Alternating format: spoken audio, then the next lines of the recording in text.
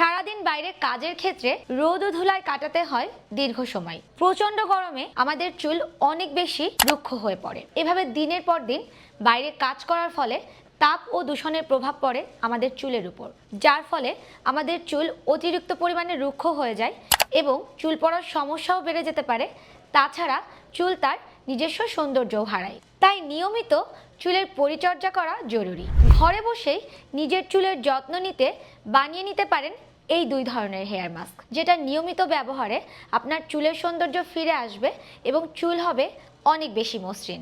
নারকেল তেল আর অ্যালোভেরা। নারকেল তেল আর অ্যালোভেরা জেল দিয়ে বানিয়ে ফেলা যায় একটি হেয়ার মাস্ক। রোদের তাপে চুল যদি তার নিজস্ব সৌন্দর্য হারায়, তাহলে এই মাস্কের থেকে সুন্দর মাস্ক আর দ্বিতীয়টি হয় না। 3 চা চামচ নারকেল তেলের সাথে 2 চা চামচ অ্যালোভেরা জেল নিন। তারপর এটি মিশিয়ে একটি প্যাক তৈরি করুন। তারপর এই মিশ্রণটি সম্পূর্ণ চুলে এবং মাথার তালুতে ব্যবহার করুন। আধা ঘন্টা রেখে শ্যাম্পু করে নিন। সপ্তাহে 2 বার এই মিশ্রণটি ব্যবহার করলেই কম দিনেই মিলবে উপকার।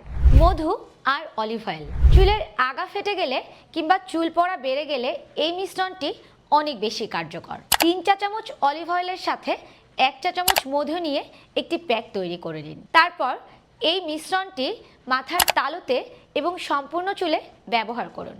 আধা ঘন্টা রেখে শ্যাম্পু করে নিন। সপ্তাহে 2 থেকে 3 দিন এই মিশ্রণটি ব্যবহার করলে চুল হবে অনেক বেশি মসৃণ। এভাবে ঘরোয়াভাবে নিজের চুলের যত্ন নিতে থাকুন আর ন্যাচারালস বাই রাখির সাথেই থাকুন। ধন্যবাদ সবাইকে।